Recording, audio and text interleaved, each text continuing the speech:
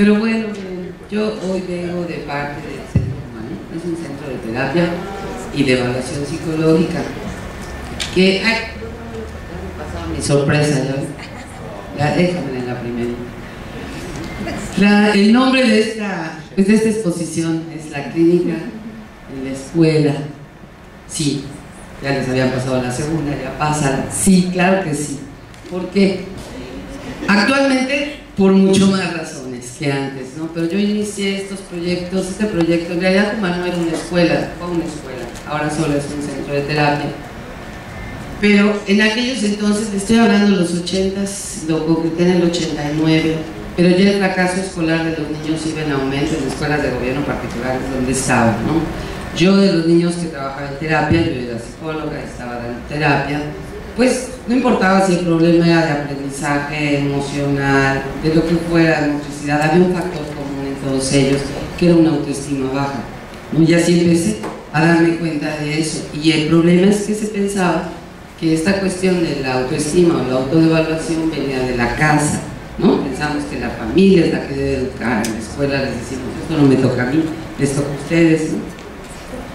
Y la sorpresa fue que gran parte de estas problemáticas de los niños eran originadas por la escuela, por las circunstancias en las que estaban o por el trato que las maestras le daban, ¿no? Porque podemos tener una familia funcional, que también ese término de funcionalidad comenzaba, la hiperactividad también se comenzaba a escuchar, pero se hablaba más ya de la autoestima. Las escuelas ya tenían este término dentro de sus aulas, ¿no? Ese niño tiene baja autoestima, no es seguro, en fin, ¿no? Pero gran parte era provocado por las escuelas, no tanto en las familias, o quizá había algo 50 y 50, ¿no? Porque el trato que la maestra te da, si la maestra te rechaza, aunque tu familia te ame, pues si vas a presentar algún, no sé, ¿no? Quizá tú mismo empieces con pensamientos de autodevaluación y eso te pueda llevar inclusive a un fracaso escolar, ¿no? Pero bueno, eso fue en aquellos tiempos y por eso es que, algo que decía Jorge también, en esa época fue el cambio de los nuevos pesos, que quitaron ceros, se acuerdan de esa crisis económica terrible, y los papás que llevaban a los hijos a terapia, pues te lo podían llevar cuando mucho una vez a la semana, pero una hora, pero no era necesario, pues, eso era muy poco tiempo, necesitábamos más tiempo para trabajar con esos niños, y de pronto ya no tenía dinero, y miren que yo cobraba bien barato, como todo psicólogo al principio, casi todo te la regalo, pero bueno.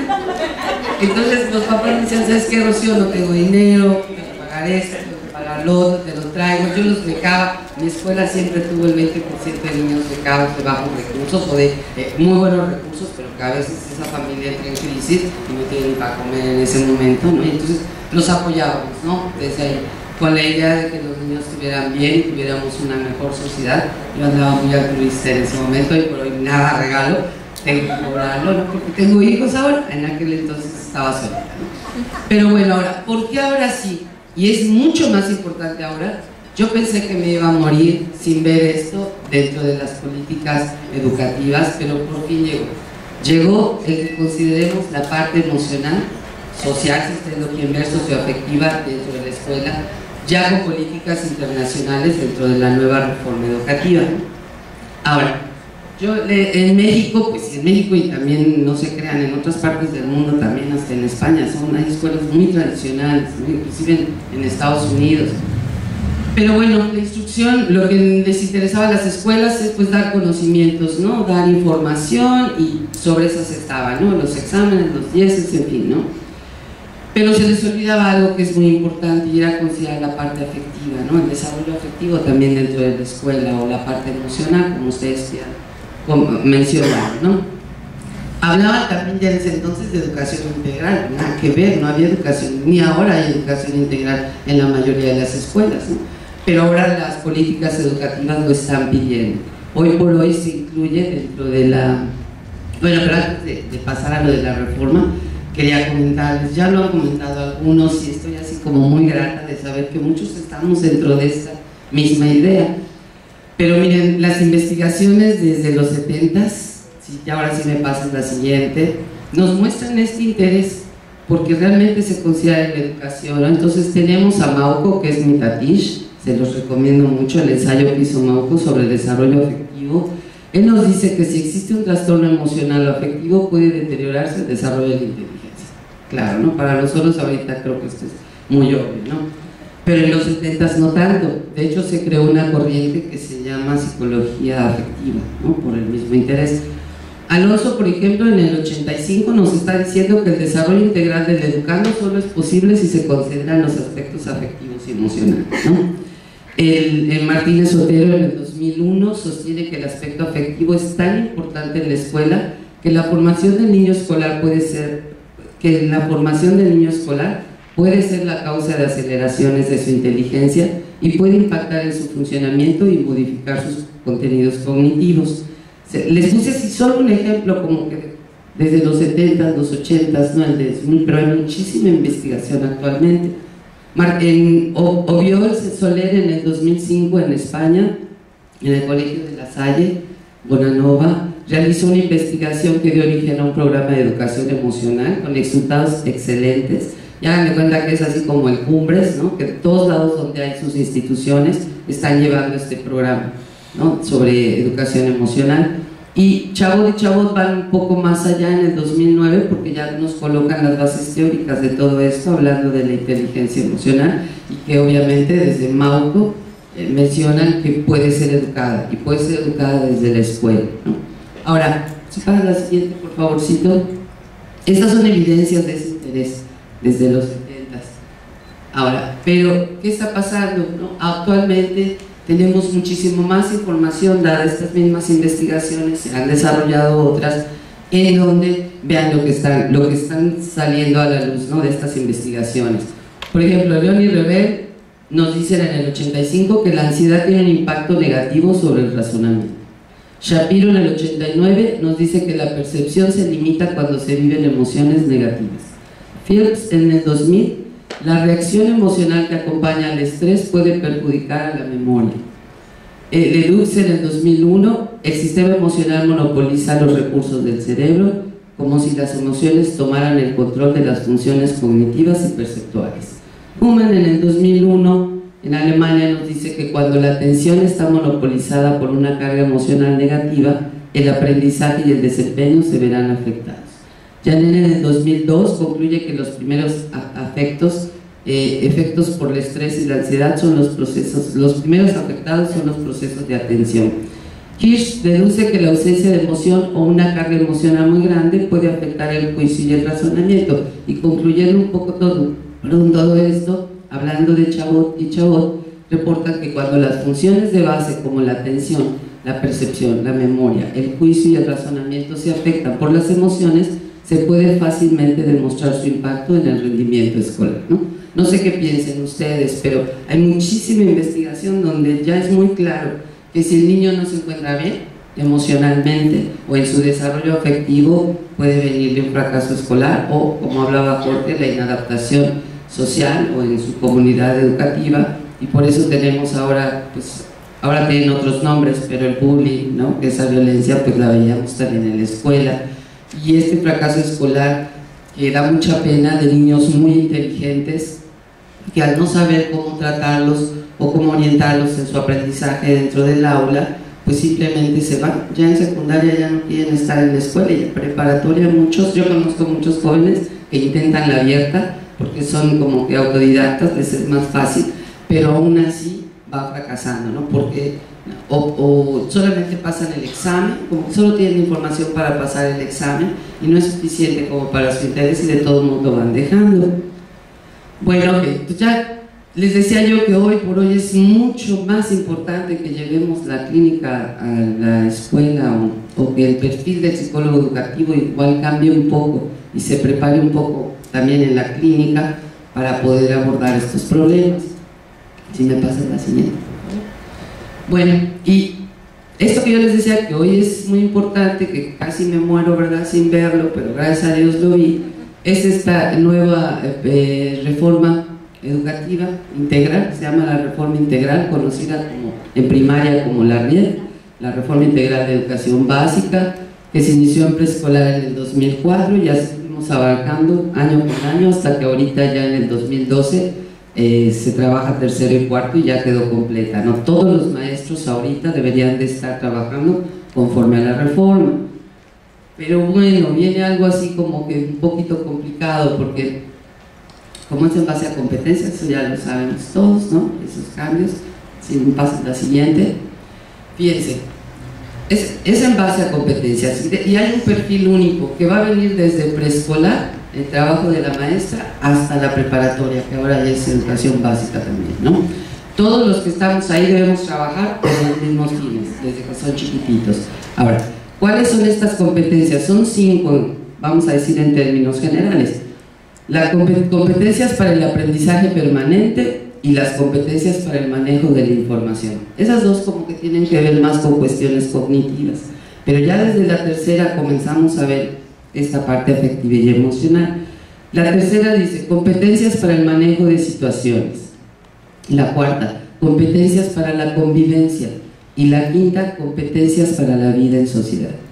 Digamos que si nosotros logramos darles estas 5 competencias, pues tendríamos gente además muy segura, muy feliz y muy capaz, ¿no? Para poder desenvolverse en la vida. Pero ¿qué pasa? Si me pasas la siguiente, les decía yo que las 2 primeras tienen que ver con lo cognitivo, pero fíjense la tercera, aunque está un poquito larguitas, déjenme leérselas para que reflexionen, lleguen a las reflexiones, quizá no las mismas que yo, pero algo que podamos compartir. Fíjense, las competencias para el manejo de situaciones son aquellas vinculadas con la posibilidad de organizar y diseñar proyectos de vida, considerando diversos aspectos como los históricos, sociales, políticos, culturales, geográficos, ambientales, económicos, académicos y afectivos. Ahí está, ¿no? La primera. Para hacer un proyecto de vida tengo que considerar aspectos afectivos también. Seguimos. Así como tener iniciativa para llevarlos a cabo, administrar el tiempo, propiciar cambios y afrontar los que se presenten, tomar decisiones y asumir sus consecuencias, enfrentar el riesgo y la incertidumbre, plantear y llevar a buen término procedimientos o alternativas para la resolución de problemas, manejando el fracaso y la desilusión.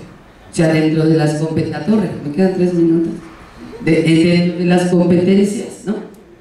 Queremos que también manejen el fracaso y la desilusión, por si no les va bien o su proyecto de vida no funciona, tienen que estar preparados, ¿no? La resiliencia, tienen que salir y cómo le van a hacer. Bueno, las siguientes 2 que son muy importantes, competencias para la convivencia, miren, implica relacionarse armónicamente con los otros y con la naturaleza. Ahí léanle lo demás, ¿no? Y la quinta, competencias para la vida en sociedad, es aprender a convivir en sociedad y se refiere a la capacidad para decidir y actuar con juicio crítico frente a las circunstancias o los valores, y de esa manera podemos nosotros, según esta quinta competencia, podríamos participar tomando en cuenta las implicaciones sociales, obviamente el uso de la tecnología, participar y gestionar y desarrollar actividades que promuevan el desarrollo de la localidad, la región, el país y el mundo. Actuar con respeto ante la diversidad sociocultural, combatir la discriminación y el racismo y manifestar una conciencia de pertenencia a su cultura, a su país y al mundo. Está bien ambiciosa la reforma y que bueno, creo que por ahí debemos de caminar, pero si me pasas la siguiente, por favorcito. Fíjense lo que implica. Si nosotros queremos lograr esto en los niños, desde pequeños obviamente, ¿verdad?, hasta que lleguen a la prepa, va a implicar que esas 3 competencias últimas, que trabajemos en el desarrollo humano, por decirlo así, ¿no?, de los alumnos. Es decir, tenemos que realizar actividades para que los alumnos se conozcan a sí mismos, porque de esta manera van a poder tener conciencia de sus capacidades, de sus habilidades, inclusive de ese potencial humano que ellos pueden desarrollar, y se dan cuenta desde chiquitos, lo pueden hacer, para así entonces desarrollar en él un autoconcepto bien aspectado, o sea, esa seguridad de la que hablaba Jorge, ¿no? Va a estar seguro de sí mismo y con una autoestima alta y positiva se va a valorar también, y entonces esto le va a permitir que se acepte a sí mismo, después que acepte a los demás, ¿no?, porque va a reconocer en ellos lo mismo que reconoce en él, y relacionarse obviamente con compañeros y maestros de manera armónica. Si yo me acepto y acepto al otro, pues nuestra relación por lo general va a ser pues adecuada, nos vamos a sentir bien los dos. Y obviamente pues le va a permitir realizar proyectos y el logro de objetivos, y esto pues le va, a través de su crecimiento, ¿verdad?, lo que va pasando en la educación básica, le va a permitir desarrollar su identidad personal y social. Pero, me pasas la siguiente, pero ¿cómo le va a hacer el maestro? Para empezar, ya está nosotros como psicólogos, porque para empezar no podemos dar lo que no tenemos. Entonces, si yo no tengo esas competencias, va a ser muy difícil, ¿no? Queremos que los niños se lleven bien y los maestros no se llevan bien. No sé si les ha tocado, ¿no?, ver eso, piensan distinto, se hacen los grupitos, sobre todo si la escuela es grande, ¿no? En fin, entonces, la propuesta, que ya me fui el tiempo, puedo tomar medio minuto, ya no, si no ya no digo mi propuesta, es una materia. Yo lo que hice fue, bueno, dejo la terapia en la tarde, mejor hago un proyecto educativo. Al principio era un plan piloto, vamos a ver qué pasa, y lo que hice fue crear una materia, así como matemáticas, como cualquier otra, que se daba una vez a la semana. Yo les daba 2 horas, pero me he dado cuenta, estuve haciéndolo en Libero, ahora en la primaria, con 1 hora y media nos da tiempo, ¿no? Pero el chiste es que cada semana trabajemos esta parte con los niños por 1 hora y media, durante todo el ciclo escolar. Además, considerarla el pilar del plan curricular, porque si el niño está bien, ¿no?, pensamos que puede aprender. Entonces, más importante, no más importante que lo intelectual tampoco, sino en un equilibrio, ¿no? Basada obviamente en la terapia de juego, en la terapia de grupo, o en el conocimiento de lo que son las dinámicas de grupo, en la etapa del desarrollo afectivo, obviamente, ¿no? Les recomiendo mucho a Mauco, creo que es el único que las marca como para poder, como que las marca de manera que las podemos integrar perfecto hasta en los grados escolares. Entonces se los recomiendo. El autoconocimiento, obviamente, porque como a través de esta materia trabajamos el desarrollo afectivo, ¿qué vamos a hacer? Vamos a llevar al niño a que se descubra, a que se conozca, por lo menos en 3 aspectos: el área física, su cuerpo, ¿no?, hablando desde la utilidad, la habilidad y su propia creatividad, lo que estaba diciendo Cecilia; el área intelectual, obviamente mi mente, no solo intelectual, también mis pensamientos, qué pienso de mí, qué pienso de los otros; y en la parte emocional y afectiva. Si nosotros lo llevamos a que se vaya conociendo en estas 3, descubra sus habilidades, su potencial que todavía puede desarrollar, es más fácil que el niño tenga congruencia, y lo que siente sea igual a lo que piensa y igual a lo que haga. Eso es lo que buscamos a través de esto, ¿no? Y que a la larga, mientras va creciendo, sí vaya formando esa identidad, entendiendo por identidad esa manera de ser con la que yo me siento a gusto, ¿no?, y que la construí yo mismo. ¿Ok? Bueno, además del autoconocimiento, se hacen muchísimos juegos donde ellos aprenden a relacionarse. Chicas, las odio. Sentí que ellas se tardaron un montón y ahí me dejaron bien poquito. Ok, bueno, pues creo que ya, de hecho, ya se terminó. Me paso la última. No. Sí. Bueno, venía lo más importante de cómo hacerlo, pero va a estar el taller, si les interesa, ahí les puedo dar toda esta metodología. Muchas gracias.